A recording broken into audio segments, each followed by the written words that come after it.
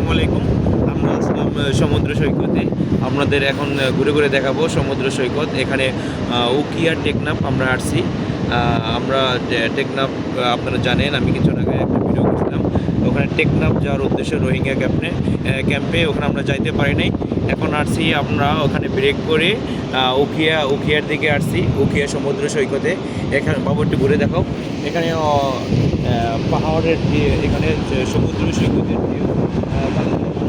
অসংখ্য মাঝি এখানে আছে, এখানে নৌকা ছাড়াই ওনারা মাছ ধরছে। সুন্দর সুন্দর হচ্ছে, আমাদের এখন অনুকূল হচ্ছে, মাঝে মাঝে একটু বৃষ্টি হচ্ছে। আছে আমাদের সামনে সোহেল ভাই। সোহেল ভাই কিছু বলেন এই উখিয়া সুন্দর একটা জায়গা, উখিয়াতে আইসা আপনাকে মনোরম পরিবেশ। এখানে আসলে এমনিতে মন ফ্রেশ হয়। রানা ভাই একটু কিছু বলেন। রানা ভাই আচ্ছা বলেন। আসসালামু আলাইকুম ভিউয়ার্স, আপনারা এখানে সবাই আসবেন, অনেক সুন্দর জায়গা।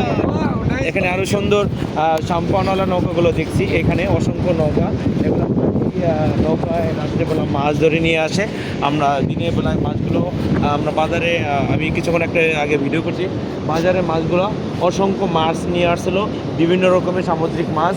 আমার সবচেয়ে ভালো লাগছে সামুদ্রিক যে ছড়ি মাছ, অসংখ্য সুন্দর লাগছে। এখানে ভিউটাও অনেক সুন্দর। অসংখ্য মানুষ এখানে উখিয়া অঞ্চলে আসে, এখানে সৌন্দর্য অনুভব করতে আসে, প্রকৃতির সৌন্দর্য দেখতে আসে, সাগরের উত্তাল ঢেউ দেখতে আসে। আমরা এসে মনটা অনেক শীতল হয়ে গেল, অনেক সুন্দর লাগলো, অনেক ভালো লাগতেছে। বাবু তুমি সাগরের দেখাও। আপনারা যারা এখানে আসবেন অনেক ভালো লাগবে, মনটা শীতল হয়ে যাবে। এই যে সোহেল ভাই আসবে, ভালো কিন্তু এই যে বাবু এটা দেখো, অনেক সুন্দর সুন্দর এখানে বালু রয়েছে, অনেক পাহাড়ি, অনেক কেউ এখান থেকে আসে, অনেক ভালো লাগে। আজকে বলুন, আসসালামু আলাইকুম। এটা